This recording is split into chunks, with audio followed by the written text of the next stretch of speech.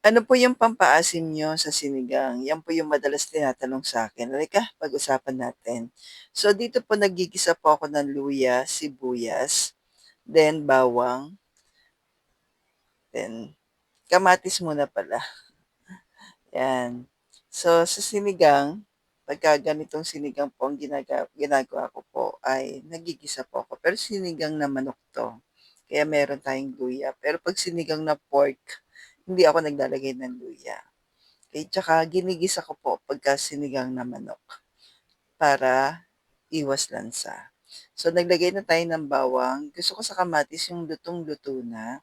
Then, lagay na po natin yung ating chicken. Nagsisigang po tayo ngayon ng sinigang na manok. Ang sarap lang kasi pagka ganitong panahon ng tag-ulan. Ako kasi yung tao na gusto ko yung masabaw. Hindi naman madalas, pero may mga panahon talaga. Lalo na pag pagod ako, yan. Tapos naglagay na tayo ng asin, paminta, at pure patis pala naglagay po ako dito. Meron akong pure patis. Pagka pure patis po, ayan, konti lang yung nilalagay ko tapos nag-add na lang ako ng asin. I-check nyo lang po yung ingredients ng ating patis. Kailangan, ano lang siya, fish and salt. Yan. Yun lang po yung ingredients dito. Fish and iodized salt, parang ganon nakalagay. Tapos, sasangkot siya lang natin.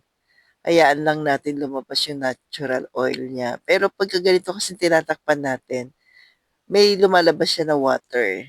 Yan, natural water niya yan. Yung water niya po mismo. Yan, katulad yan. Hindi pa ako naglalagay ng sabaw ha. Halo-halo lang ako time to time para mas maluto yung ating manok. Yan, at makuha natin yung sarili niya pong lasa. Yan, siguro mga 20 minutes na ganito bago ako nag-a-add ng water. Yan. Kaya, yan ang sikreto ko po. Kaya hindi na ako naggagawa ng cubes-cubes kasi mas malasa. Then, lemon. Yan. Kapag luto na yung manok natin, tsaka ko po ina-add yung lemon. Tapos nag-add ako ng gulay. Sa gulay naman, talong, okra, labanos pwede naman po sa atin. Yan. Tapos pakuluan lang natin sandali. Kasi dati kapag mga sinigang, di ba, lalo pag pork, nilalagay tayo ng gabi, pero yung gabi kasi out pa sa atin, starchy kasi yun. Starchy vegetable. Yan. Pagkakulo, ayan na po. Tapos, nasa inyo na kung gusto nyo maglagay ng kangkong. Ako naglalagay ako. Basta yung gulay ko po, kangkong, okra, binababad ko yan sa asin na mga 5 minutes. Tapos, hinuhugasan ko sa running water, maigi. So, try nyo po. And stay low carb. God bless po.